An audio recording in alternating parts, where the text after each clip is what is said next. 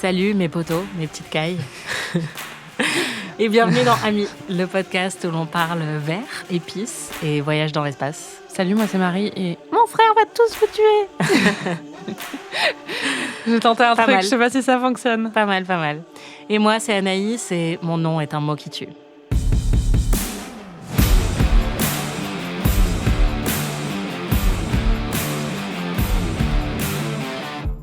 C'est très triste, c'est très triste. C'est déjà la fin de cette saison d'Amis, navets au chef-d'œuvre, dans laquelle on a essayé de réexaminer certains chefs-d'œuvre oubliés ou échecs notoires de l'histoire du cinéma. On a beaucoup rigolé, on a un peu pleuré aussi, et on a beaucoup apprécié de lire tous vos retours. Merci beaucoup. Et merci à tous ceux qui nous ont envoyé leurs théories sur là où la parodie de la scène de la piscine de Showgirl a pu apparaître. Quelqu'un nous a dit que c'était dans Le Prince de Sicile. Alors, je ne pense pas que ce soit là où je l'ai vu parce que je n'ai jamais vu ce film. Et je crois que quelqu'un d'autre m'a cité Scary Movie, et voilà. Pour cet ultime épisode, on s'attaque à un monument de la science-fiction, Dune.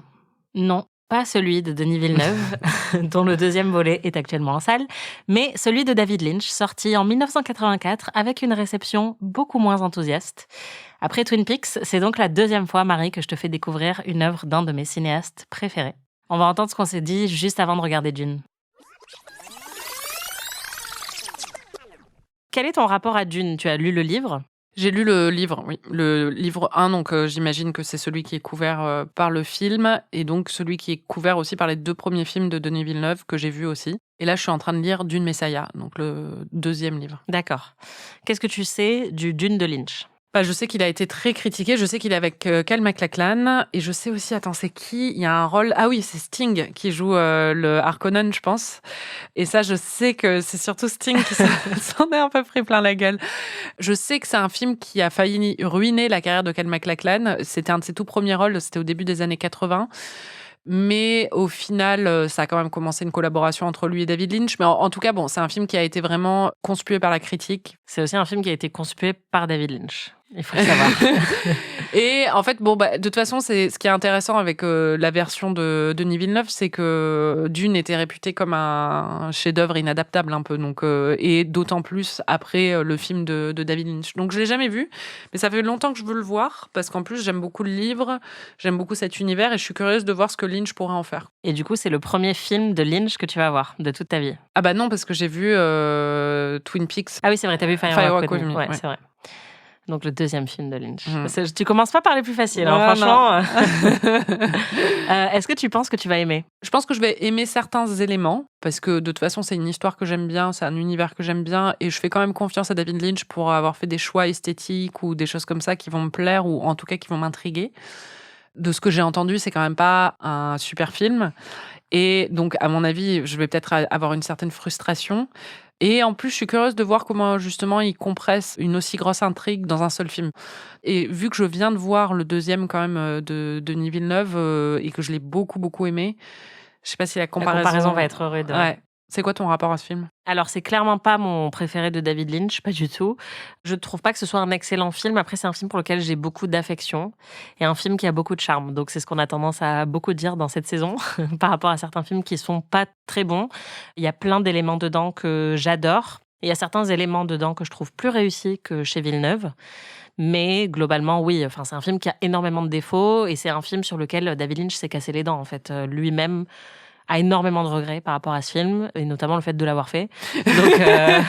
Et tu vas comprendre pourquoi. Et c'est vrai que tu comprends très bien en le voyant à quel point c'était difficile d'adapter cette œuvre. Surtout, il y a une époque dans les années 80 où tu n'avais pas encore les moyens techniques que tu as aujourd'hui, quoi. C'est ça. Après, moi, c'est ça que j'aime beaucoup dans le film de Lynch. C'est que du coup, c'est des effets pratiques et que moi, je les trouve hyper beaux. Mais oui, en fait, ça n'a rien à voir. C'est-à-dire que là, voir les deux de manière si rapprochée, ça va être un choc. Parce que c'est sûr qu'en termes d'esthétique et de modernité, c'est pas du tout la même chose. Mais ouais, moi, je trouve que c'est un film qui est hyper bancal, qui est peut-être même un peu chiant, mais qui a beaucoup de charme. Qu'est-ce que tu as pensé du Dune de David Lynch, Marie ? C'est ce que tu dis, c'est-à-dire que c'est un film qui est très très bancal et un peu chiant, même très chiant par moments. Il y a un vrai problème de rythme. Après, il y a des choses qui sont admirables dedans, principalement Alia, mais ouais, je me suis quand même pas mal emmerdée devant. En fait, j'apprécie d'autant plus l'exploit de Denis Villeneuve après avoir vu le film de Lynch, parce que un réalisateur comme Lynch se casse les dents là-dessus, ça montre d'autant plus le brio de Denis Villeneuve, même si, bon, évidemment, c'est pas la même époque et pas les mêmes moyens techniques, quoi. C'est marrant, là, t'es très négatif parce qu'en réécoutant notre enregistrement toutes les deux devant le visionnage, t'étais hyper enthousiaste devant, en fait. En fait, il y avait des trucs marrants et que j'ai bien aimés et qui sont un peu absurdes et tout ça. Et puis, en fait, c'est ce qu'on entend dans l'intro, c'est-à-dire que je suis partie avec un esprit quand même assez positif parce que j'ai beaucoup aimé ce que tu m'as montré de Lynch pour l'instant et que j'ai toujours de la tendresse pour des vrais artistes, réalisateurs qui se plantent sur des projets aussi ambitieux parce que justement, ils ont au moins eu l'audace d'essayer, quoi. Pendant le film, j'avais de la tendresse pour le film et j'étais amusée par certains choix ou des choses comme ça. Mais quand même, c'était long. Enfin, c'est-à-dire, c'est un film qui est long et qui est laborieux, quoi, et qui a des vrais problèmes de structure. Surtout, c'est ce que je disais dans l'intro, j'étais surprise qu'il fasse tenir une aussi grosse intrigue en un film, et c'est ça le problème, en fait, très clairement. Est-ce que tu peux résumer le film en 30 secondes ? 60% du film, c'est le Harkonnen qui flotte. Ensuite, tu as à peu près 20% où c'est des Harkonnen qui torturent des gens. Et ensuite, j'en suis à 80%. Tu as 10% d'intrigue de cour avec l'empereur. Et ensuite, au milieu, tu as 10% de l'histoire d'un mec qui a un messie et qui pousse tout un peuple à faire le djihad. Franchement, si c'était ça, je pense que ce serait mieux parce que pour moi, l'intrigue de cour est hyper omniprésente dans le film. Oui, c'est vrai.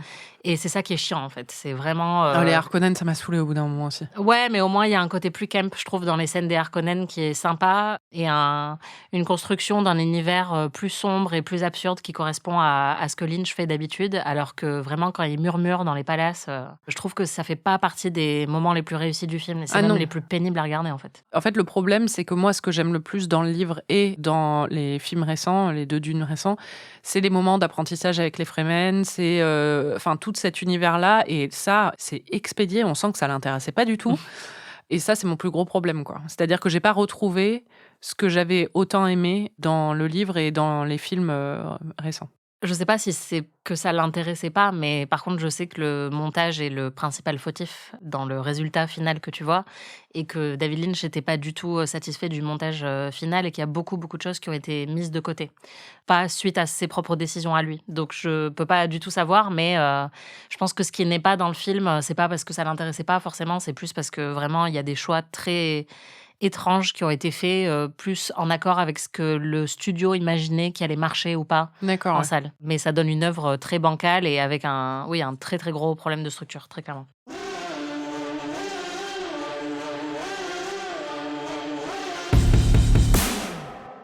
Pour moi, ce qui fait le plus grand charme du film, en le voyant maintenant, presque 40 ans plus tard, c'est le look très kitsch, vraiment très, très kitsch. Oui, clairement. Est-ce que pour toi, c'est positif ou négatif ? En fait, il y a un côté carton-pâte, mais très beau quand même, et avec beaucoup de créativité derrière que j'ai beaucoup admiré pendant le film. Et aussi, il y avait un côté Madeleine de Proust où j'avais l'impression de me replonger dans certaines productions des années 90 ou 80 que je regardais petite. Parfois, qui étaient des productions un peu des téléfilms Disney ou des choses comme ça, hein, on va être honnête. Mais où les trucs un peu fantastiques de cette époque-là, où il y a une créativité assez foisonnante et en même temps un manque de moyens assez évident. Là, je sais pas si c'est une question de manque de moyens, mais il y avait un côté un peu de bric et de broc, tout en étant assez brillant visuellement, que j'ai beaucoup aimé, quoi. Le tournage a été très compliqué et c'est un film qui avait un assez gros budget. La production était démente, mais en fait, le tournage a duré très longtemps et ils ont dû finir avec assez peu de moyens. Et donc, il y a plein de problèmes, notamment sur les effets spéciaux, qui sont expliqués par ça, par le fait qu'ils n'ont pas pu... Notamment les petits pistolets où tous les Fremen tirent et se mettent à crier pour faire exploser des murs parce qu'en fait, ils ont pas trouvé de meilleurs moyens, de moyens plus impressionnants de montrer ça à l'écran. C'est un petit peu triste. Mais... Ouais. En tout cas, le côté kitsch du film t'a beaucoup fait réagir pendant le visionnage. Ah, c'est la princesse Irulan. Ah, waouh. Ah ouais. Oh. Ah ouais. Ok. Oh, ouais. C'est très la momie, ça. Enfin, bien avant la momie. Ce qui est marrant, là, c'est qu'on est qu'au générique dans l'ouverture. Hein. Ouais, mais déjà, ça a annoncé la couleur. Ça, c'est génial. C'est d'un kitsch. Ça, c'est génial. Ça, c'est génial. C'est nimp. Ah, c'est incroyable, tellement c'est nimp.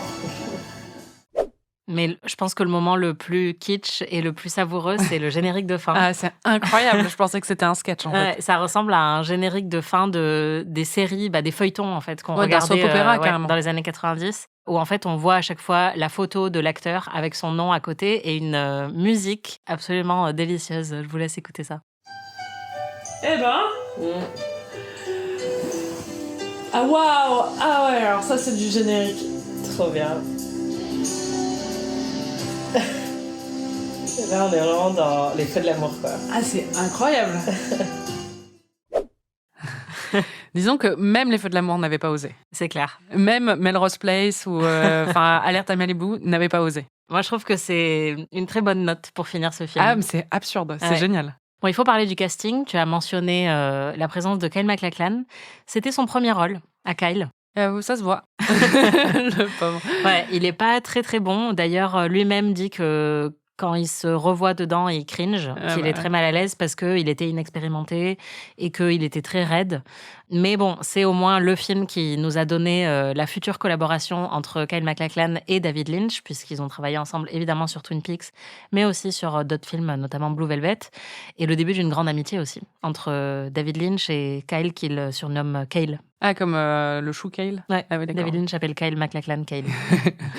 Même s'il n'est pas très bon dans le film, j'ai énormément de tendresse pour lui à cause de Twin Peaks, donc j'étais contente de le voir, quoi. Il y a une des critiques de l'époque qui a dit que Kyle MacLachlan était un effet spécial à lui tout seul dans le film. C'est vrai qu'il a une présence étrange. En tout cas, tu étais ravie de le retrouver puisque, pour rappel, si vous n'avez pas écouté notre saison sur Twin Peaks, Marie a développé un grand crush sur Kyle MacLachlan et sur le personnage de Cooper. Oh, Kylou. Et d'ailleurs, il raconte dans la biographie de Lynch, il parle de ses cheveux qui sont un peu un problème dans Dune. Enfin, il a une masse de cheveux assez impressionnante et ils savent jamais quoi en faire. Et toi, tu dis tout le temps que si ça marche avec Cooper, c'est parce qu'il avait les cheveux gominés. Ah bah oui, mais c'est pareil dans Showgirl, ça va pas du tout ses cheveux. Ouais, mais en fait, Kyle MacLachlan lui-même dit que ça a été un problème pendant toute sa carrière et qu'ils ne savent jamais quoi faire avec ses cheveux. Donc il est très conscient de cet écueil. Il y a un autre de tes faves qui joue dans ce film. Ouais, Patrick Stewart, qui est un de mes faves, oui. Enfin, c'est plus Ian McKellen, son meilleur pote, qui est vraiment mon fave. Mais j'aime beaucoup Patrick Stewart, c'est vrai.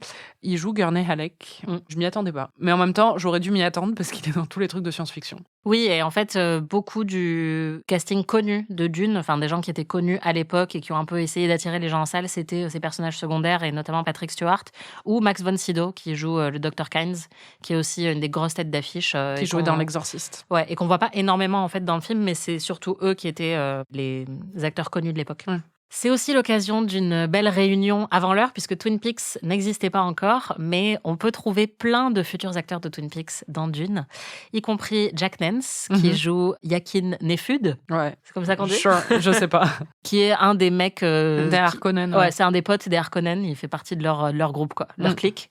Ah bah c'est un Harkonnen, parce qu'il a joué roux et tout. C'est leur poteau, leur petite caille, quoi. Voilà. Ça va vous arriver à suivre. Donc Jack Nance qui, dans Twin Peaks, jouait le fameux Pete Martell. Mais là, comme il n'a pas de moustache dans Dune, t'as mis du temps à le reconnaître. Et il est plus jeune aussi. Tu le connais ou pas? Mais oui, mais c'est qui? C'est, on dirait... Ah bah non. On dirait le mec de SNL, mais c'est pas lui. Non. C'est qui? C'est Pete Martell. Attends, Pete Martell? De Twin Peaks. Oh, wow! I have enlightened your nephews concerning Oh, Pete Martell. Oh oui! There's a fish in the percolator. the Atreides. Tout est revenu d'un coup. She's dead. Wrapped in plastic. Ouais, ça t'a donné envie de regarder Twin Peaks à nouveau, évidemment. Jack Nance, qui donc est très présent dans la filmographie de David Lynch, qui était un des meilleurs amis de David Lynch, qui jouait aussi dans le tout premier film de David Lynch, Eraserhead. Et là, c'est vrai que... En fait, il y a un petit problème parce que lui et d'autres acteurs, les voir dans Dune, c'est pas possible. Ça fonctionne pas du tout parce qu'on les connaît comme des personnages un peu loufoques et attachants et décalés de Twin Peaks. Mais alors, le pompon, c'est quand même Everett McGill qui joue Stilgar et qui donc dans Twin Peaks jouait Ed. Stilgar, c'est quand même un personnage qui est très important dans Dune, qui est un peu l'initiateur de Paul aux Fremen. qui est celui qui croit vraiment en lui. C'est le rôle joué par Javier Bardem dans la nouvelle version, et c'est les mêmes qui circulent à chaque fois où il dit Nissan Al-Gaïb.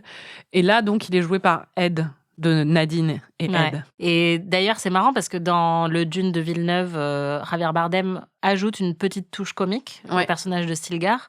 Et peut-être que Everett McGill aurait pu ajouter ça dans Dune, mais en fait, le personnage de Stilgar est très sérieux dans le Dune de Lynch. Au niveau de l'écriture, il n'y a pas du tout le même jeu au niveau de ce personnage, quoi. Et encore une fois, il est un petit peu raide. Enfin, on n'arrivait pas du tout à le prendre au sérieux en regardant le film. Surtout pour moi, enfin genre, je m'attends à ce que n'importe quelle minute ils disent Nadine. À un moment, t'as dit, imagine si le verre s'appelait Nadine. Ou peut-être c'est moi qui ai dit ça. Ah, peut-être. C'est plus une blague à toi, ça. Pourquoi? Parce qu'elle est pas drôle? Non, parce qu'elle est bonne, justement. Il y a même un petit caméo. Là aussi, tu as mis un petit peu de temps à identifier. Ouais, c'est vrai. C'est vrai que toi, tu connais. Bon, après, j'ai plus reconnu sa voix qu'autre chose, parce qu'il y avait une partie de son visage un peu obstruée, j'ai l'impression. Oui. Et puis en fait, il joue un mec qui donne des instructions dans une tour de contrôle ou je sais plus quoi, qui est du côté des Atreides, il me semble, et il a le visage un peu recouvert de suie. Oui, c'est ça. Enfin, c'est assez difficile, mais donc il s'agit évidemment d'Adou Lynch, notre papy à tous, qui là, effectivement, avait 36 ans. Donc peut-être un peu plus compliqué de le reconnaître, même si c'était pas si longtemps après qu'on l'a vu dans Twin Peaks. Mais c'est vrai qu'il avait pas encore le look... Enfin, dans le film Dune, il a pas le look caractéristique de David Lynch avec les cheveux en l'air. Ouais, mais c'est surtout que comme je crois qu'il a un casque ou un truc comme ça, donc ses cheveux sont aplatis, comme tu dis, son visage est partiellement obstrué. Et j'ai reconnu sa voix, en fait, quand tu me l'as dit. Mais je me disais, c'est qui? Et puis, bon, Mais c'est David Lynch. Le choc. Choc et stupeur. Était réel. Ce que j'aime bien, c'est qu'il y a quelques personnages sur lesquels David Lynch a vraiment poussé le curseur très, très, très, très loin. C'est un space opéra et il y a un côté grotesque chez certains personnages, notamment les Harkonnen et les personnages des Mentat, qui ont comme caractéristique d'avoir des sourcils très touffus. Ouais, vraiment. Et la c'est bouche, Emmanuel Charme et fois 1000, quoi. Ouais, c'est ça. Et un peu poivre et sel. Ouais. Et la bouche toute rouge, un peu comme le Master dans Buffy contre les vampires. Ouais, et puis même pas rouge en mode j'ai mis un peu de rouge à lèvres, vraiment rouge, comme s'ils avaient écrasé des cerises tout autour de leur bouche, sauf que c'est du sang. Oula. Oh wow. C'est vrai que tu peux tricoter un pull avec tout ce qu'il y a dans ses sourcils. C'est clair. Il faut qu'on parle des problèmes de ce film. Il y en a pas mal. Et je pense que le plus important, c'est clairement le rythme, qui est lunaire.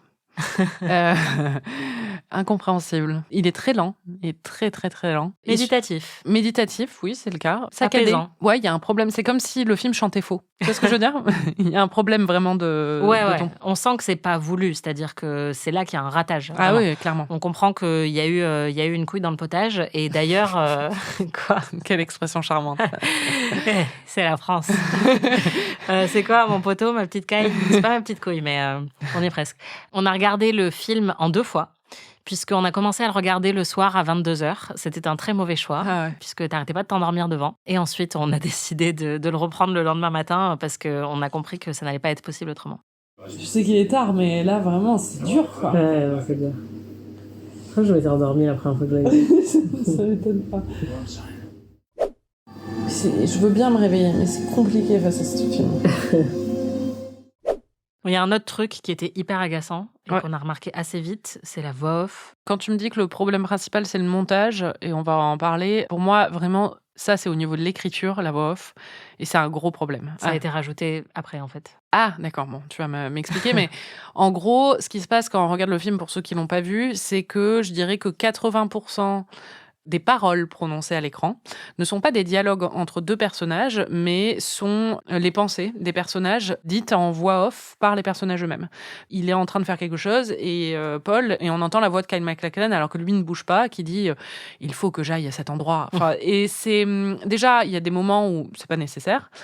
Et il y en a d'autres où ce serait pas mal en fait qu'ils échangent avec d'autres êtres humains pour apporter un petit peu de dynamisme. Surtout au bout d'un moment, ça devient répétitif et un peu lassant, quoi. Ouais, en fait, c'est pas du tout cinématographique, c'est-à-dire que ça, c'est très littéraire. Voir une ligne de dialogue dans un livre, on comprend ce que le personnage est en train de penser, mais dans un film, en fait, on voit jamais ça. Et effectivement, tout le principe de l'écriture cinématographique, c'est de créer de l'action, de dire show don't tell, donc montrer en fait une action concrète qui illustre l'état d'âme ou la pensée du personnage. Et là, à la la place, on nous met juste leurs pensées en voix off. Ça fonctionne pas du tout.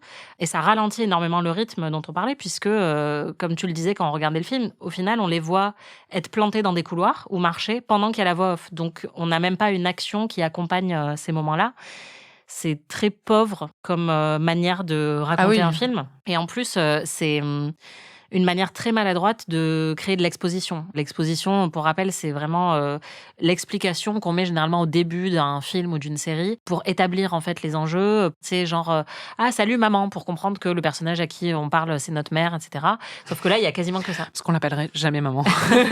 Non mais parfois il y a des trucs d'exposition Oui, maladroits qu'on critique souvent plus du côté des séries où c'est.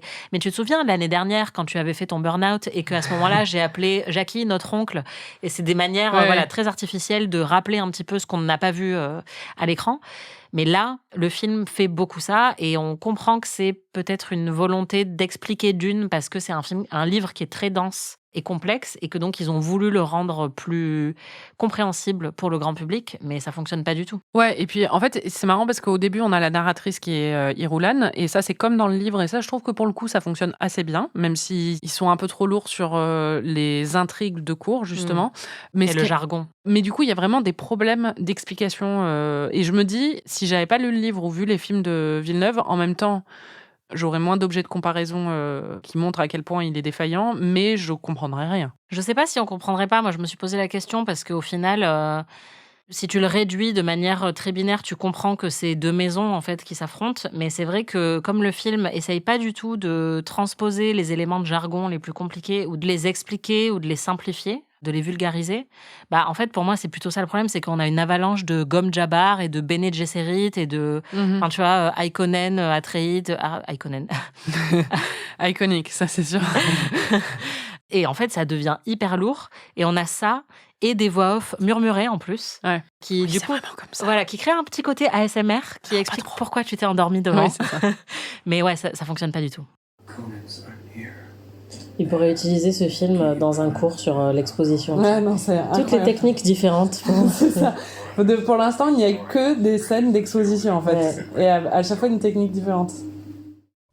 Je pense que les 15 premières minutes du film, c'est que des scènes d'exposition qui expliquent l'univers, qui expliquent les dynamiques et qui expliquent où on en est. Ouais, mais pas du tout les enjeux émotionnels, parce que ça aussi, c'est un travail d'exposition que n'importe quelle œuvre est censée faire. C'est qu'on comprenne tout de suite pourquoi on doit s'attacher à telle personne et quel va être un petit peu son trajet, sa trajectoire pendant tout le film. Et là, on est tellement sur les spécificités de l'univers qu'on zappe vraiment toute la dimension émotionnelle du film. From my dreams. Oui, bon. So beautiful. Ça, c'est beau. No one ever dreamed there were so many. Pourquoi tu chuchotes? I am Solo. C'est même insultant parce que quand on l'entend là, il dit « Ah, c'est la meuf de mes rêves », alors qu'on l'a vu rêver de Chani plus tôt. Donc, ça prend en plus le spectateur pour un con. Ouais. Il y a un troisième gros problème. Tous ces problèmes-là sont liés, évidemment, mais c'est un problème que tu as mentionné au tout début, qui est la structure narrative et le temps qu'on passe sur différentes parties du livre. C'est un livre qui est énorme et tu avais tes doutes sur la capacité à faire tenir tout ça en un seul film. Et c'est le plus gros problème, c'est qu'en fait, quand on regardait le film, tu étais très inquiète parce que tu te disais « mais on en est encore là, mais on en est encore là, mais on va jamais arriver à la partie la plus importante de l'intrigue alors qu'on est déjà à la moitié du film ». C'est-à-dire que la façon dont Villeneuve l'a découpé, c'est plus ou moins la façon dont c'est découpé dans le livre entre le livre 1 et le livre 2 du premier livre. C'est-à-dire que toute la première partie, c'est les Atreides qui quittent leur planète, qui savent que Leto va sûrement se faire tuer, qu'il y a un complot et tout ça, mais qui vont quand même sur Arrakis. Et c'est le complot contre eux. Et après, c'est l'assassinat et la fuite de Paul et sa mère. Et après, le livre 2, on arrive, ils sont dans le désert. Et ça, c'est tout le deuxième film de Villeneuve. Où il a même commencé un peu plus tard. Ouais. Il a fait le duel dans le premier.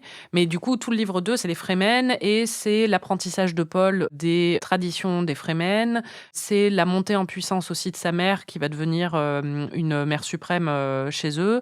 Et la transformation de Paul, qui était un jeune innocent, qui là devient le Messie, qui était brillant, et on voyait toutes ses capacités, mais là il devient, et puis il se déshumanise en même temps. Il y a tout ce processus qui est hyper intéressant. Il lutte un peu, ça on le voit vraiment dans le film de Villeneuve, et c'est ce que j'ai beaucoup aimé, c'est qu'il lutte un peu contre son statut de Messie et tout ça. Et après, il y a une guerre quand même. Donc tout ça, en fait, tout ce qui est le deuxième film de Villeneuve, Là, c'est réduit en 20 minutes. Mais vraiment, sur un film de 2 heures. Ce qui est quand même assez confondant. Parce que déjà, pour moi, c'est la meilleure partie. Parce que j'aime bien les trucs un peu... ils sont dans le désert, il apprend à vivre et tout ça. Je trouve ça trop cool, tu vois, les trucs d'apprentissage.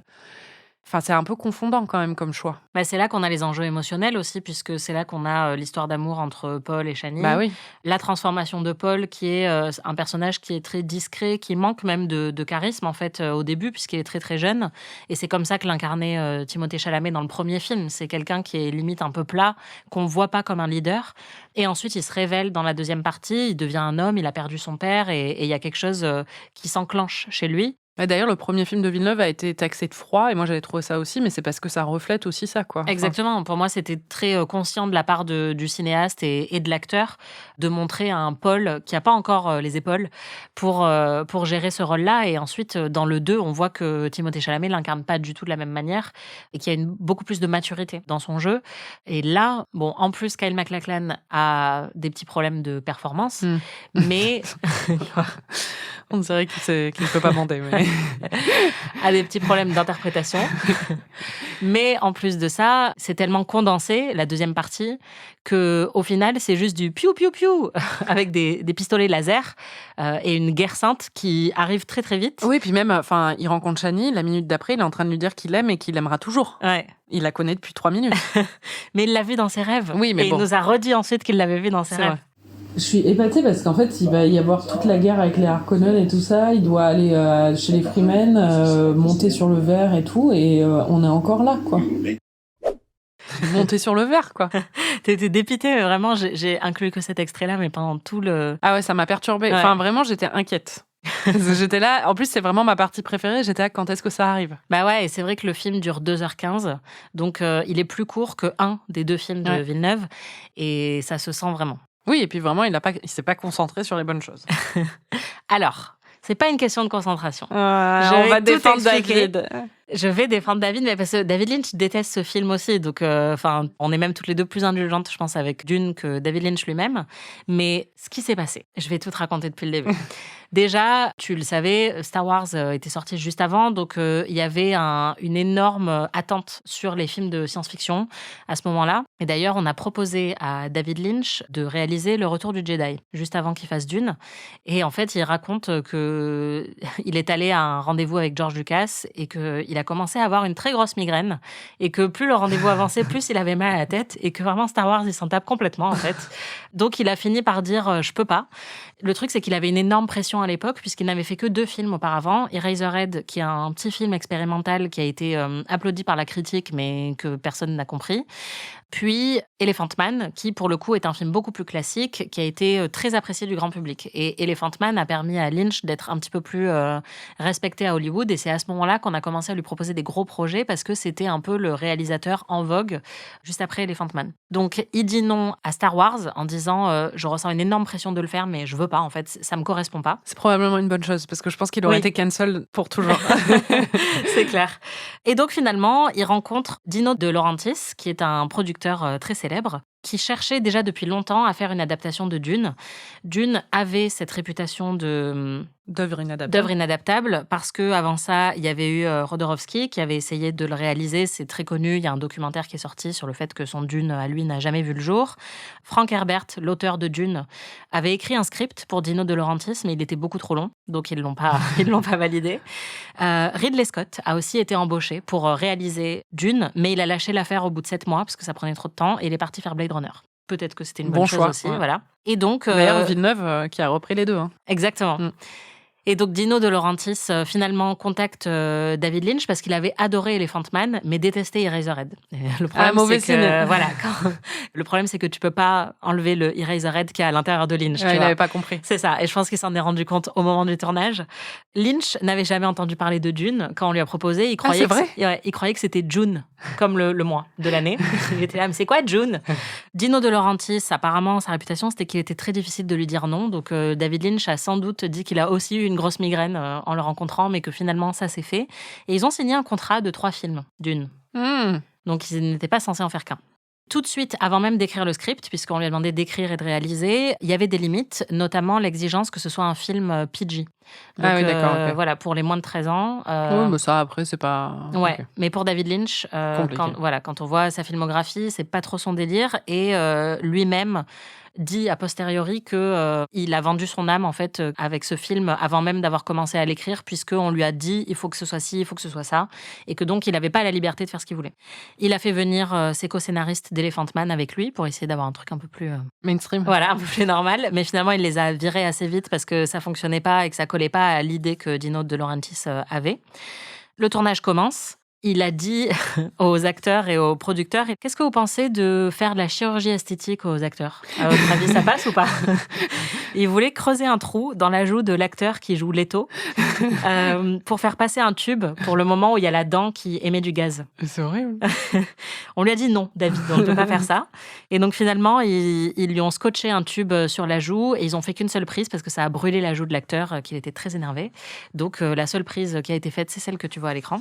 Le tournage a beaucoup traîné. Dino De Laurentiis a dit lui-même que David Lynch était capable de passer des heures à mettre des points sur un mur et que c'était sans doute pour ça qu'il n'avait plus jamais fait de gros films après, puisqu'en fait, c'est vrai qu'il était David Lynch était passionné par les détails. Sur Eraserhead, en fait, il avait aussi travaillé sur les décors. Enfin, il est vraiment touche à tout. Et donc là, il passait énormément de temps sur des trucs où, en fait, quand tu travailles pour un film de gros studio, tu fais pas ça.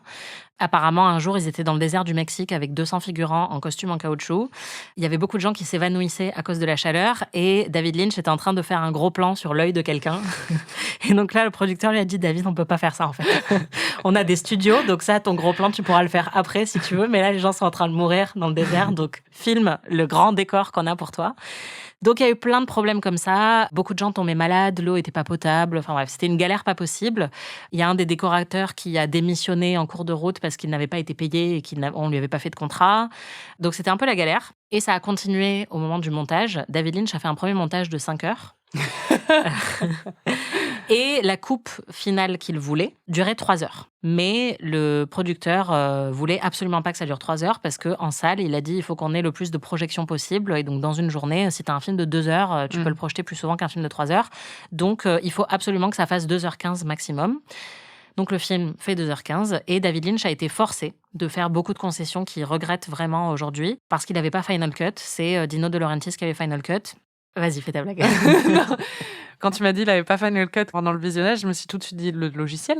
En fait, ça veut dire il n'avait pas la coupe finale, quoi. Oui, la voilà. décision en fait, finale sur la coupe. Voilà, c'est une expression qu'on utilise en cinéma pour dire qui est la personne qui est la dernière décisionnaire sur le montage final et qui peut dire non, ça on le garde, ça on l'enlève. Et Ceci dit, il n'avait pas Final Cut, je pense, non plus le logiciel à l'époque. Non.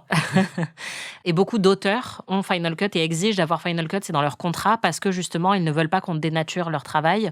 Mais c'est aussi pour ça qu'il existe des director's cut de beaucoup de films. Parce que, en fait, la première version qui est sortie est une cut, donc un montage que eux n'approuvaient pas forcément ou qu'ils aimaient pas. Et donc, 1 an ou 2 ans plus tard, on a la version plus complète. Notamment Ridley Scott, il fait beaucoup ça, qui est généralement plus longue. Dino De Laurentiis a dit lui-même que le film avait été détruit dans la salle de montage. Et David Lynch a dit « c'était horrible, juste horrible ». Ce qu'il a fallu faire à ce film pour qu'il dure 2h15 était un cauchemar. Plein de choses ont été tronquées et des voix off murmurées ont été rajoutées parce que tout le monde pensait que le public ne comprendrait pas l'intrigue. Donc ils ont dû en fait faire les voix off a posteriori. Donc je pense qu'ils ont aussi enlevé beaucoup des moments d'action pour garder ces scènes-là dans lesquelles il se passe un peu rien pour caler les voix off dessus. L'introduction de la princesse Irulan a aussi été rajoutée a posteriori. C'était pas prévu dans le film Ça, à la base. Oui, c'est pas mal. Et donc voilà, vraiment, les voix off, l'absence totale de transition entre ces deux parties et le fait que la deuxième partie est beaucoup plus courte, tout ça, c'est de la faute du montage. Et David Lynch était totalement dégoûté. Heureusement, ils ont quand même gardé un bon rapport après ce film-là avec De Laurentiis et ils avaient fait un deal de 3 films, mais ça a été un tel échec le premier qu'ils ont annulé les 2 suites de Dune. Et donc Dino De Laurentiis a dit à David Lynch bon bah qu'est-ce que t'aimerais faire ensuite puisqu'on a un contrat. Et David Lynch lui a dit qu'il voulait faire Blue Velvet, qui était un projet qui mûrissait depuis très longtemps, qui était beaucoup plus personnel pour le coup. Et il a dit qu'il ne le ferait que s'il avait Final Cut.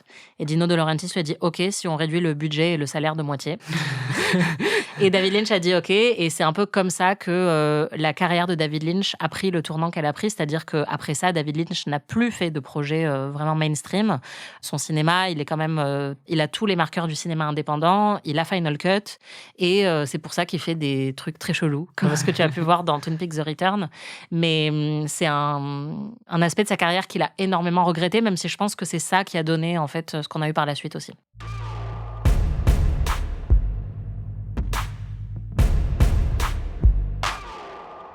Personnellement, j'aime beaucoup la musique de ce film. Je sais pas ce que toi t'en as pensé. Ouais, après j'étais déçue parce que quand j'ai vu qui faisait la musique de ce film, je m'attendais pas à ça. Wow. Toto a fait la musique. Ouais. Wow. Alors ça, est-ce qu'il va y avoir Africa? Non. Merde. Waouh, il y a du lourd là. T'as vu? Alors là, il faut pas penser que je connais bien Toto. Oui, c'est ça. En fait, je pense que le problème, c'est que ta seule relation à Toto, c'est Africa. Voilà. Et d'ailleurs, il y a quelque chose qui m'a encore plus fait rire. C'est, on va l'entendre, ta compréhension de qui est Toto. Épaté par Toto. Hein. Il a une gamme, cet homme. C'est pas un homme, C'est un groupe. Oui, d'accord. Qu'il est fort, ce Toto. Qu'il est fort. C'est vrai que là, en entendant la musique, elle est très très bien. Ouais, moi je la trouve vraiment bien. Elle est épique. ouais. Ouais. Et en même temps, en ayant ce côté très marqué des années 80. Ouais, mais je trouve ça dommage quand même qu'il chante pas. C'est vrai que pour le générique de fin, avec les images, si on avait eu un petit Africa, ça aurait été pas mal. Surtout qu'il y a du désert dans le film. C'est ça. Ça marche totalement. Ouais. Faut dire aussi que la musique donc, a été composée par Toto et produite par Brian Eno, qui est quand même un immense producteur et musicien britannique.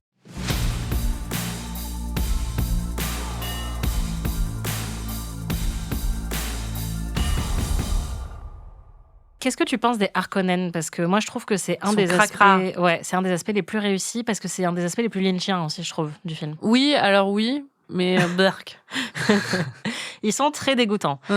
Personnellement, je trouve que le baron Harkonnen de Lynch m'a fait plus forte impression la première fois que je l'ai vu que le baron Harkonnen de Villeneuve. Ouais, mais moi aussi, mais non.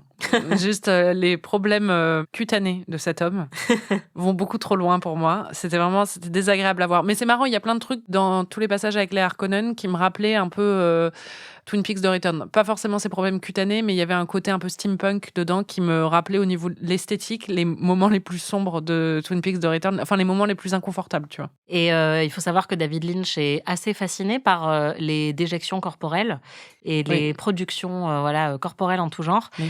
Les fluides, voilà, corporels. Et là, on le sent très bien puisque, effectivement, le baron Harkonnen a la peau recouverte de pustules qui... luisante, dégueulasse. Qui dégoulinent de pus en permanence. Oh, c'est glauque. Oh, c'est glauque de ouf. Il y a quand même une scène où le baron crache sur le visage de Lady Jessica. Ah, j'avais oublié ça. C'est vraiment dégueu. Just some spittle in your face. Oh. Well, Était-ce bien nécessaire? Et en plus, le travail sur le son nous fait bien comprendre tout ce qui se passe dans sa peau. C'est un truc qu'il y avait aussi dans Eraserhead, que tu as vu dans Twin Peaks. Il aime bien le vomi, tout ça. Il y a un côté un peu cracra et gore chez David Lynch que j'aime beaucoup, qui a un côté un peu gamin, en fait, où tu sens que ça le fait marrer, un côté un peu pipi caca-prout. Et là, moi, c'est vrai que la première fois que j'ai vu le Dune de David Lynch, c'était avant de voir le Dune de Villeneuve et ça m'avait complètement dégoûtée, mais du coup, ça m'avait fait une impression très forte. Et quand j'ai vu celui qui est joué par Stellan Skarsgård dans celui de Villeneuve, je trouvais qu'il était trop propre. Mais c'est bien, moi j'aime bien. Ouais. C'est la grosse différence aussi. Enfin, il y a énormément de différences avec celui de Villeneuve, mais il est beaucoup plus propre et soyeux, comme film en général. Ouais, alors soyeux, je sais pas. Non, mais il y a un côté chirurgical, en fait. Et j'aime bien ça. Oui. C'est froid, c'est propre et c'est chirurgical, comme tu dis. Oui, et même dans les décors. C'est-à-dire que c'est des décors futuristes qui sont extrêmement épurés, qui sont brutalistes. Parfois, quand on voit les Sardaukar, par exemple, il y a un côté très sombre, très brutaliste. Non, puis même les scènes des Harkonnen, là, dans le deuxième, en noir et blanc et tout ça, il y a un côté, ouais, comme tu dis, c'est épuré, quoi. Et donc, ça, j'aime beaucoup, beaucoup. Ça me satisfait. Ouais, alors que David Lynch, en fait... c'est bordélique. C'est bordélique, mais moi, c'est ça que j'aime, c'est que je trouve ça foisonnant. En fait, on va en reparler, mais j'adore les décors du film. Je trouve que c'est la plus grande réussite du film, qu'ils sont magnifiques, que ça se voit que c'est des décors pratiques aussi, qu'il n'y a pas d'image de synthèse, que tout ça a été fabriqué. Et la raison pour laquelle ça ressemble à ça, au-delà du fait que David Lynch est un grand fou et que c'est un artiste plasticien aussi, c'est pas qu'un réalisateur, il est peintre, il est sculpteur, et ça se sent dans tout ce qu'il fait. Mais là, c'est aussi parce qu'il a beaucoup rendu visite à la famille De Laurentiis pendant le projet, en Italie. Et en fait, il est allé à Venise et il a été complètement subjugué par l'architecture vénitienne et il voulait intégrer ça voilà, dans le film. Et d'ailleurs, De Laurentiis lui avait donné un bouquin sur l'architecture italienne au tout début de leur rencontre. Et donc, c'était dans son brief pour les décors du film. Il voulait absolument qu'il y ait ce côté voilà, avec plein de bois sombres, d'ornements en or. Et c'est vrai que c'est absolument somptueux, mais rien à voir avec celui de Villeneuve. Très différent comme ton. Ah, c'est bien les décors, c'est vraiment cool. Ouais. Le problème, c'est tout. Et oui. Triste, mais vrai. Qu'est-ce que tu as pensé des costumes ? Ils sont bien aussi dans mon souvenir parce qu'il y a les Bene Gesserit, par exemple, elles sont vachement bien. Et j'aimais bien qu'il lui ait rasé la tête et tout ça. Ouais. Jessica aussi, elle a des très belles robes. Et moi, j'adore le costume de Sting. Le costume bleu en caoutchouc, là, je le trouve super bien. Ah ouais, je m'en souviens plus, je t'avoue. Ouais. Mais moi, Sting, je me souviens plus de la scène où il est à moitié à poil. Oui. Mais, il y a un petit slip en caoutchouc. Ouais, non, pour moi, c'est un des looks les plus mémorables du film. Et d'ailleurs, l'espèce de petit truc planté dans le nez qu'ils ont pour leur combinaison, là, c'est un truc qu'on retrouve chez Villeneuve. C'est dans le livre aussi. Hein. Oui, mais le design est très similaire, je trouve. Les effets spéciaux aussi sont très kitsch. On l'a dit, il y a eu à la fois les limitations liées à l'époque et les limitations liées au budget et au temps, parce que ça rend pas toujours très bien. Non.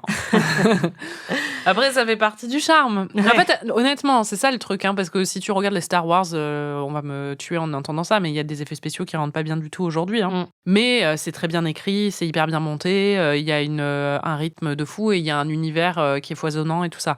Là, si ça avait été bien au niveau de la structure et de l'écriture et si ça avait rendu bien sur tout le reste, en fait, les effets spéciaux, tu passes complètement, ça fait partie du charme presque. Ouais, ça nous a beaucoup amusé en regardant le film, et c'est vrai qu'en le voyant aujourd'hui, moi je trouve que ça fait totalement partie du charme parce que ça rappelle, comme tu le disais, des films qu'on a regardés il y a très longtemps ou de cette époque-là, quand tu regardes Princess Bride, oui, c'est ça. Les rats géants, tout ça, en fait, oui, c'est totalement carton-pâte, mais c'est hyper charmant.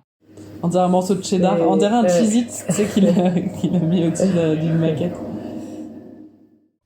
Le Cheez-It, c'est marrant, en fait, il a des maquettes à un moment et quand il fait voler des trucs, tu sens vraiment qu'il a pris genre un gâteau d'apéro au bout d'un fil et qu'il a filmé ça, quoi. Même quand le baron Harkonnen est en train de s'envoler, on peut voir les fils, en fait. On voit totalement l'artifice, mais moi, je trouve ça tellement choupi. L'effet spécial, pour moi, le plus marquant et celui sur lequel j'attendais le plus ta réaction, c'est ce qu'on voit au tout début quand ils sont en séance d'entraînement avec Paul. Et c'est le bouclier. Ah, c'est absurde. Mais c'est génial, mais c'est absurde.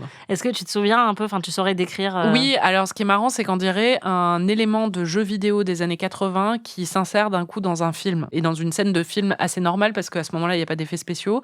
Le principe, c'est des boucliers qui les protègent, en fait, des attaques. Et là, c'est comme si, en fait, ils se transformaient en sorte de cube transparent, bleu. Enfin, c'est très, très étrange, la superposition, justement, entre cet effet spécial qui a l'air totalement désuet et une scène qui, à ce moment-là, pourrait ne pas avoir vieilli du tout parce que c'est une scène normale, quoi. Il n'y a pas d'effets spéciaux. Moi, j'adore. Je trouve ça tellement unique. C'est unique, c'est sûr. Mais en fait, oui, c'est un champ magnétique qui les entoure, mais c'est vrai qu'on a plus l'habitude, maintenant, on imaginerait quelque chose de plus fluide, en fait. Oui. Et là, c'est très géométrique. Oui, c'est ça. C'est-à-dire que d'habitude, les champs magnétiques, tu les vois un peu comme des trucs presque transparents où tu as peut-être une ondulation dans l'air ou des choses comme ça, ou peut-être une électricité dans l'air. Dans mon souvenir, chez Villeneuve, c'est plus ça. Là, tu peux pas le louper. Ouais, on dirait un effet paint. Ah oui, tu sais, quand t'as l'outil rectangle sur Paint, c'est ça. On dirait qu'ils ont dessiné un rectangle sur les acteurs et qu'ensuite ils l'ont fait bouger. C'est sans doute ça qu'ils ont fait. Hein. What? Mais que se passe-t-il là?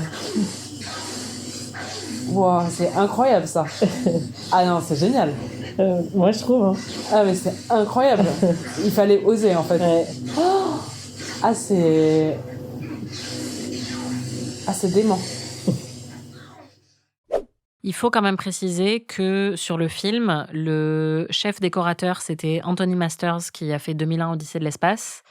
Et l'artiste responsable des effets spéciaux, c'était Carlo Rambaldi. Non pas le personnage d'Alias, voilà, mais qui a bossé sur Alien et sur E.T. Donc c'est quand même du gros pédigré. Ouais.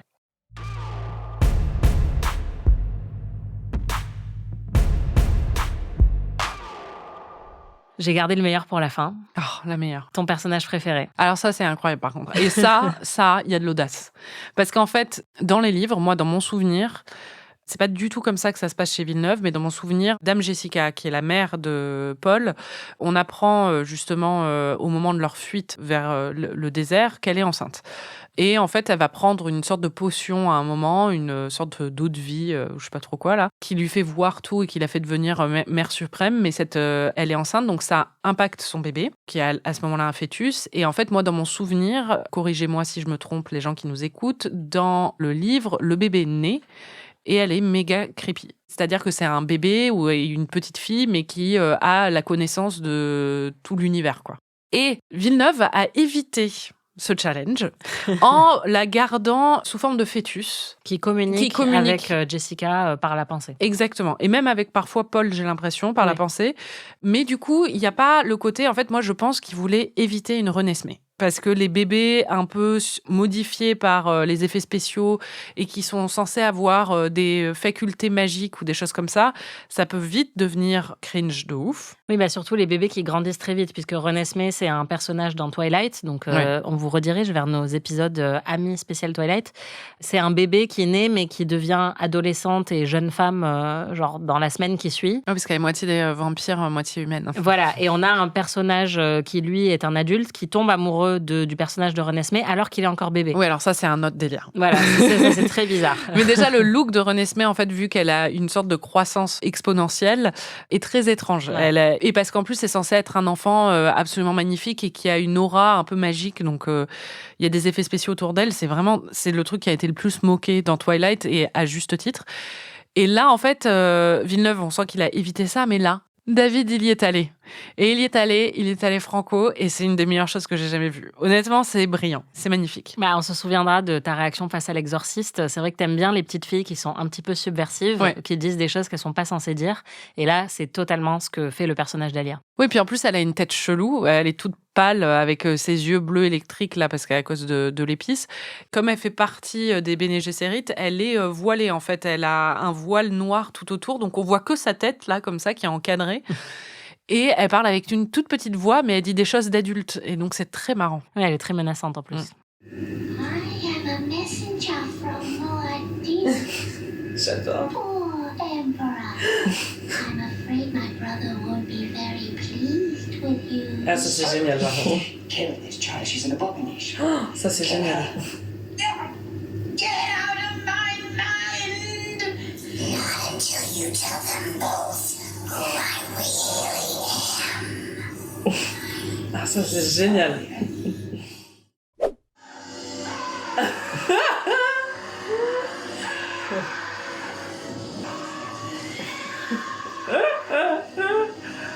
Une reine. Ouais.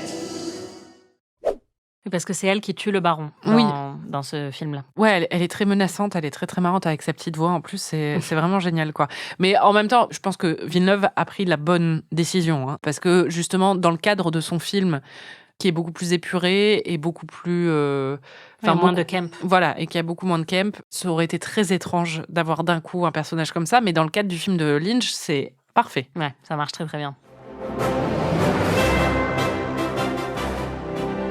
And the Oscar goes to... And the Oscar goes to...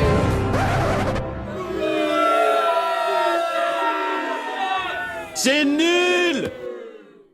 Je vais revenir sur les critiques qui ont été faites à la sortie. Elles n'étaient pas très bonnes, tu t'en doutes. C'est un petit peu une thématique récurrente dans ce podcast. Le film a été détruit par la critique. Time Magazine a dit que c'était aussi difficile qu'un examen de fin d'année. Le New York Post a dit que c'était diaboliquement mauvais. Le New York Times, Janet Maslin, a écrit « Plusieurs personnages de Dune sont devins, ce qui les met dans la position privilégiée de pouvoir au moins comprendre ce qui se passe dans le film. » L'intrigue de Dune est dangereusement chargée, comme tout le reste du film. Sa débauche de marbre, de mosaïque, de lambris, de cuir et de dorure serait plus appropriée dans les bureaux de mania d'Hollywood que sur des planètes reculées. Mais l'excès n'est pas que narratif ou décoratif, même le méchant, une créature volante et couverte de pustules, a plus de lésions faciales que nécessaire.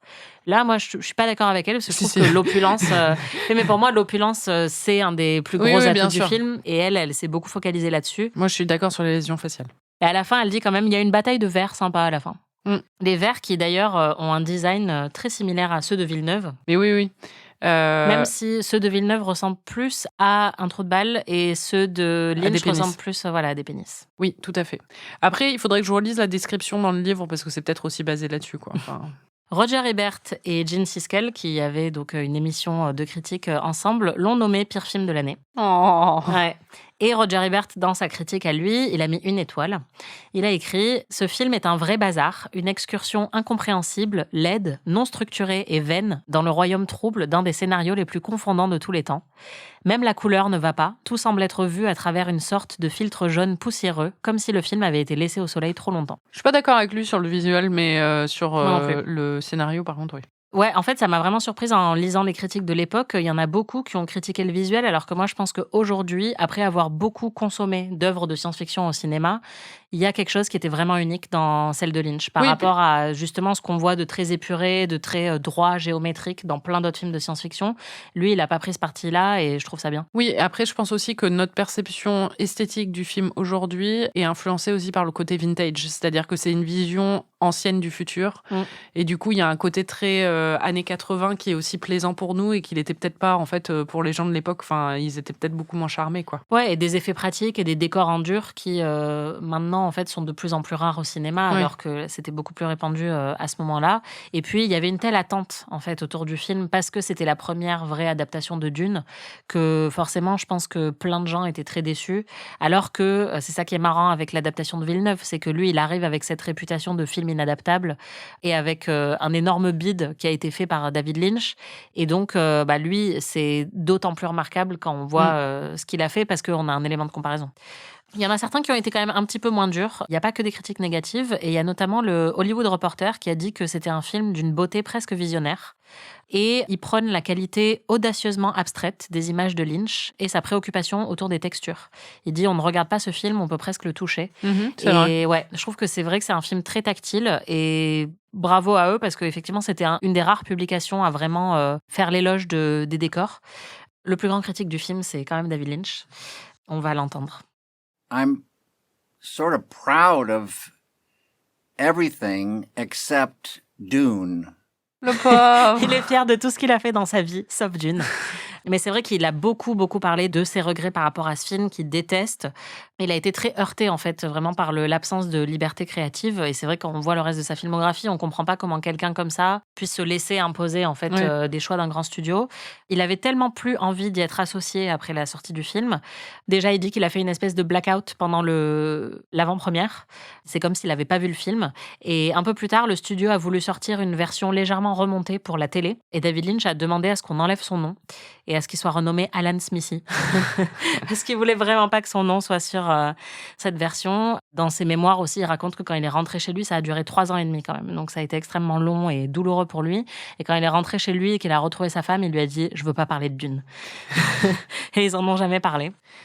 Frank Herbert, par contre, l'auteur de Dune, a beaucoup aimé le film. C'est vrai ? Ouais, il a dit qu'il y retrouvé son écriture et que c'était un régal visuel. Et Kyle MacLachlan dit que c'est un chef-d'œuvre imparfait. Donc quand même, il a... Voilà. Je reconnais bien sa générosité. Ouais. Mais c'est vrai que là, c'était son premier rôle en plus, donc je pense que t'en gardes toujours un bon souvenir. Et il le dit lui-même, il dit qu'en fait, lui, il avait 20 ans, donc même toutes les difficultés qu'il y a eu sur le tournage, il s'en rendait même pas compte.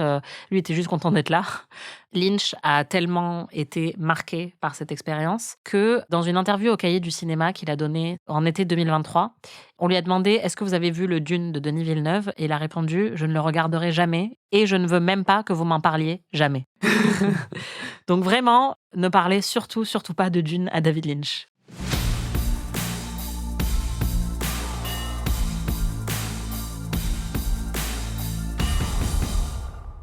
Est-ce que ça a changé ta perception de David Lynch, puisque du coup, c'est que la deuxième œuvre que tu découvres de lui après Twin Peaks ? Non, ça n'a pas changé ma perception. Il Ça est t'a pas chelou. dégoûté de... Non, pas du tout. Pas du tout. Je suis pas dégoûtable de David Lynch. En vrai, j'ai envie de découvrir ses autres films. C'est que je me dis juste qu'il faut pas que je le fasse parce que c'est peut-être potentiellement une nouvelle saison d'Ami. C'est vrai. Mais Votez. mais non, moi je l'aime beaucoup. J'ai énormément d'affection pour David Lynch et même à travers ce film aussi.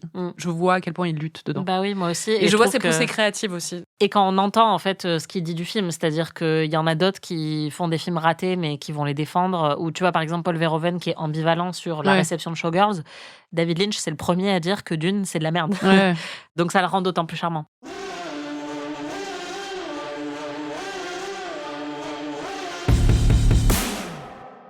Petit point sur le casting viteuf. Freddie Jones qui joue le mentat des Atreides, donc avec les gros sourcils, tout ça.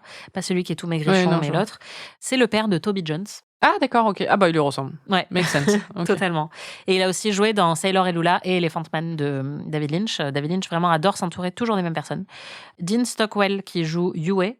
Tu te demandais où tu l'avais vu. Il joue numéro 1 dans Battlestar Galactica. Ok. Il joue le père John Cavill, qui est genre un peu une figure religieuse et c'est le droïde numéro 1. Enfin, tu vois, le droïde originel, un truc comme ça. Oui, mais il apparaît plus tard du coup dans Oui, les c'est saisons. ça. Ouais.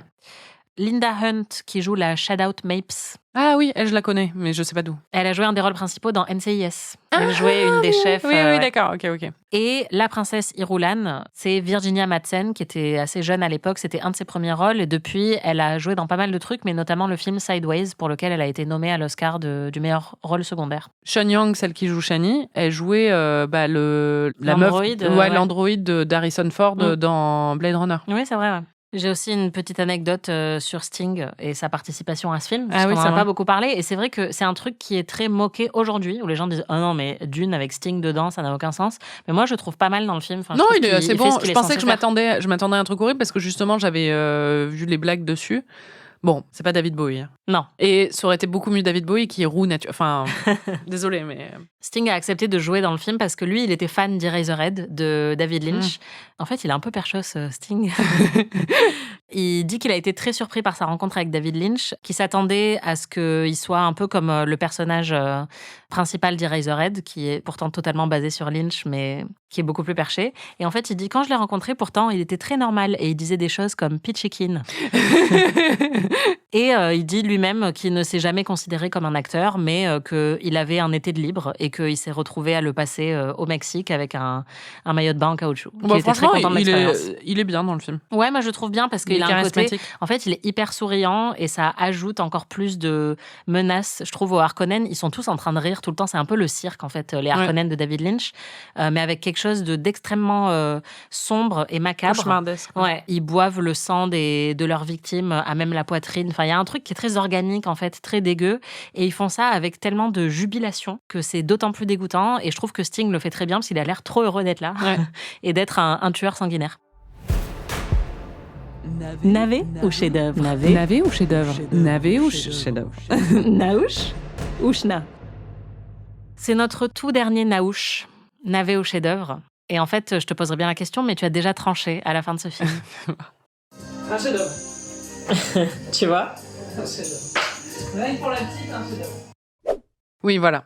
Pour l'audace derrière Alia, un chef-d'œuvre, mais clairement un film très raté.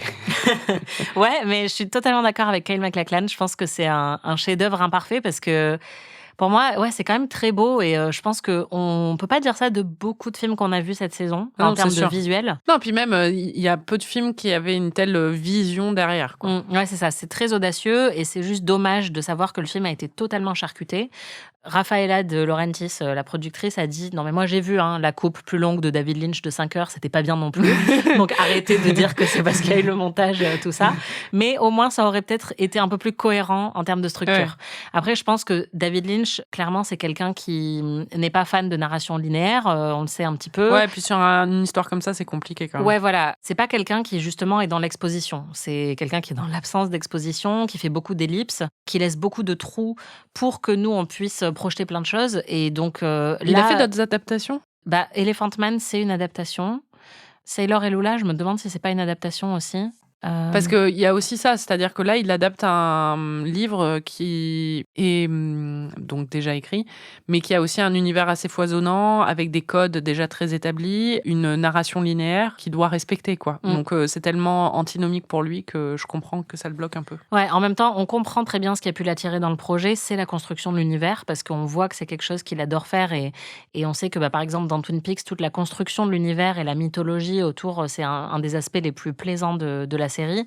Et dans tous ces films, il y a un Lynchverse. Son univers. Exactement. Et là, moi, je trouve que ça marche très bien sur les décors, les costumes, qui s'est approprié justement quelque chose qui était déjà sans doute un peu chéri par les fans du livre. Et donc ça, je trouve ça admirable. Mais c'est aussi quelqu'un, qui fait un cinéma qui est onirique, qui est pas dans la surexplication. Et donc, quand on a une mythologie qui est quand même dense et pas facile à suivre, il faut quelqu'un qui arrive à faire un peu des fiches Bristol de manière plaisante pour le spectateur. Villeneuve, il s'en sort très bien parce qu'il fait aussi beaucoup d'ellipses, mais il a gardé vraiment la moelle, en fait, de ce qui fait la substance première du livre. Oui, et puis, en fait, Villeneuve, c'est un fan du livre à la base. Oui, il pense pas que c'est June. Voilà, exactement. Je pense que ça compte aussi. Sur le 400 Bon, c'est quand même un 5. Quoi? Mais oui, désolé, arrête. Anaïs. Mais ce film a d'énormes défauts. Mais attends, t'as mis Un monde meilleur, c'était 4? Non, Un monde meilleur, je l'ai mis au moins à 8 ou un truc comme ça, non? Ah bon? Ah bon, alors un 2. Ah ouais, je suis pas cohérente sur le 400 mètres. mais bon... Pour moi, c'est même pas sur le 400 mètres. Si, c'est sur le 400 mètres. C'est vraiment sur le 400 mètres. Tu te fous de moi ou quoi? C'est sur le 400 mètres, mais de façon... Certes, on s'est endormis toutes les deux devant, mais... Non, mais de façon réjouissante, mais c'est sur le 400 mètres. Oui. Non, pour moi, le problème, c'est que c'est chiant, et ça, je reconnais que c'est comme Cats. C'est-à-dire que Cats, on n'en pouvait plus, on faisait que regarder l'heure. Et sur le Dune de Lynch, t'as un peu ce truc aussi où tu fais que te dire quand est-ce que ça se termine. Non, et puis c'est un peu nul quand même. Moi, je trouve que c'est chiant, mais je trouve pas que ce soit nul. D'accord. Mais bon, je suis une Lynchouse, donc voilà. Tu dois lister 3 qualités. Alia, les décors et la musique. Et le bilan, on se remémore en chaque instant. Comme c'est notre dernier épisode de la saison, il faut quand même qu'on fasse un petit bilan. C'est quoi le pire film que tu as vu pendant cette saison navet au chef-d'œuvre? De loin, The Last Face. C'est-à-dire que c'est nul et c'est offensant. Il n'y a pas de débat possible. Ah non, même Cats, c'est charmant en comparaison, en fait. Je pense que Cats, au moins, ça a donné l'occasion de rire beaucoup à l'enregistrement. Non, puis même Cats, il y a un côté vraiment... on sent toute la bonne intention derrière le film. Oui. Le résultat est pourri, mais The Last Face, c'est vraiment le pire truc. Enfin, il n'y a rien qui va. Ouais. Toi, c'est quoi le pire film? Oui, je pense que c'est The Last Face aussi. Enfin, si on devait avoir un critère objectif, entre guillemets... Effectivement, c'est pas un bon film, et en plus, il est très offensant d'un point de vue politique. Donc, ouais, je pense que c'est celui-là, même si Cats est quand même pas loin derrière, et que il faut pas oublier Burlesque dans l'histoire. Ouais, Burlesque, c'était quand même vraiment pas bien, et je pense que non, surtout, et Last Christmas aussi. Et Last Christmas, ouais, putain. Ouais, c'est vrai que Last Christmas, c'est rude. C'est très pire rude que aussi. Burlesque, il y a quand même des qualités. Oui. Ouais, Last Christmas, c'est vrai que c'était atrocissime. Ouais. Enfin, vraiment, Last Christmas, c'est nul et inintéressant. Enfin, ouais. C'est... Non, mais au moins... J'ai des frissons d'angoisse rien qu'en y repensant. Cats, il y a un brio dans sa nullité, tu vois ce que je veux dire? Enfin, c'est unique dans sa nullité. C'est incroyable de nullité. C'est vrai. The Last Face, c'est confondant et agressif de nullité et d'offense. Last Christmas, c'est juste nul. Le meilleur film que tu as vu pendant cette saison? Tu vas pas du tout être d'accord, mais moi, le film pour lequel j'ai le plus d'affection, c'est Ensorceleuse. D'accord. Parce que c'est un film que j'aime personnellement, donc oui. Et pour moi, c'est un très bon film, même si c'est un film un peu nul. Oh non, mais c'est vrai que c'était sympa. Hein. Pour moi, honnêtement, il y en a beaucoup. Hein. Pour moi, Battleship, c'est trop bien. Ah, j'ai failli mettre, mais c'est mon suivant. Ouais. C'est la question suivante. Je pense que ça se joue entre Battleship, Too Fast, Too Furious, qui est vraiment très, très, très, très haut, et N'oublie jamais. J'ai hésité avec N'oublie jamais aussi. Je suis contente parce que N'oublie jamais était assez bas dans mon panthéon personnel avant de le revoir pour cette saison. Et je me rends compte que j'ai été un peu injuste avec ce film, vraiment... qu'il est quand même très plaisant. Ta meilleure découverte? Battleship. J'ai failli le mettre en meilleur film. Battleship. Incroyable. Super film. Trop bien. De la pure qualité du début à la fin. Je comprends même pas qu'on l'ait inclus dans cette saison. C'est un chef-d'œuvre. Je suis très contente. Et toi, ta meilleure découverte? Ma meilleure découverte, je pense que c'est Mamma Mia. Ouais. J'ai failli le mettre dans mon meilleur film aussi. J'adore Mamma Mia. Ouais. Mais en vrai, c'est parce que toutes les autres sont vraiment pourries. Puis en fait, il y en a beaucoup qu'on avait déjà vus toutes les deux. Oui. Et dans ceux que tu m'as fait découvrir, c'est comme Cendrillon, pour moi, c'est le plus oubliable. C'est vraiment, j'avais oublié qu'on l'avait fait dans cette saison, hyper anecdotique. Souviens-toi, l'été dernier, hyper oubliable aussi. Et Mamma Mia, il y a un côté où... Inoubliable. C'est ça, c'est en fait, tu t'en souviens. D'ailleurs, moi, pour je suis le allée meilleur voir... et pour le pire. Je suis allée voir Mamma Mia à Paris, au Casino de Paris, en français. Ça fait un petit choc, les chansons en français, parce que les chansons sont traduites. Mais franchement, même si au début, j'étais un peu genre « wow, qu'est-ce qui se passe ?» Je me suis laissée charmer à nouveau, même en français, quoi. J'adore Mamma Mia. Je pense que tu adores surtout ABBA. Est-ce qu'il y en a... Ouais, non, il n'y a pas vraiment de chef-d'œuvre dans cette saison. Bah non, bah si, Battleship. Ouais. Vraiment, Battleship, je pense que c'est le winner de cette saison. Ah, de ouf. Eh bien, merci de nous avoir écoutés, les Pickies, mes petites cailles. C'est Merci, pas les Pickies, Marie. ici, on est sur... Ah oui, les Amis. Les Amis et les Pickies et les petites cailles. Si vous voulez voir ou revoir Dune, le film est disponible sur Mubi, ainsi que plein d'autres films de David Lynch. Je vous incite fortement à aller le regarder. Et vous trouverez très prochainement sur Slate mon classement de tous les films de David Lynch. Et vous pouvez aussi trouver notre ancienne saison d'Amis qui fait tout Twin Peaks et tout Twin Peaks The Return. Donc si vous trouvez qu'on n'a pas assez parlé de David Lynch dans cet épisode, allez-y, c'est vraiment bien.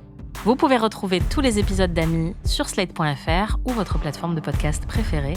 Amis Naouch, c'est fini. Mais ne vous inquiétez pas, on va continuer à squatter vos oreilles, évidemment, puisqu'on revient dès la semaine prochaine avec notre autre podcast, Pic TV. Les gens peuvent vraiment pas se débarrasser de nous. C'est clair. Pic TV, où l'on analyse nos séries préférées. Parfois, c'est l'actualité des séries, parfois, c'est des séries qui n'existent plus depuis 30 ans. En l'occurrence, notre premier épisode, d'ailleurs, que vous pourrez retrouver très bientôt, a été enregistré en public au festival Sérimania à Lille et il est consacré à une petite série qu'on aime bien qui s'appelle À la Maison Blanche. The West Wing.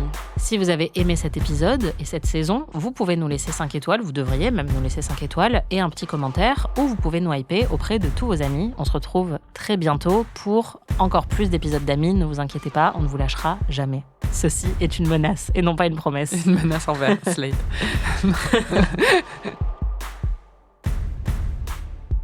Amis est un podcast d'Anaïs Bordage et Marie Telling, produit par Slate Podcast. Direction éditoriale Christophe Caron. Production éditoriale, prise de son et réalisation Aurélie Rodriguez. T'imagines, le verre s'appelle Nadine. Ah, ça me donne envie. En fait, j'ai trop envie de revoir.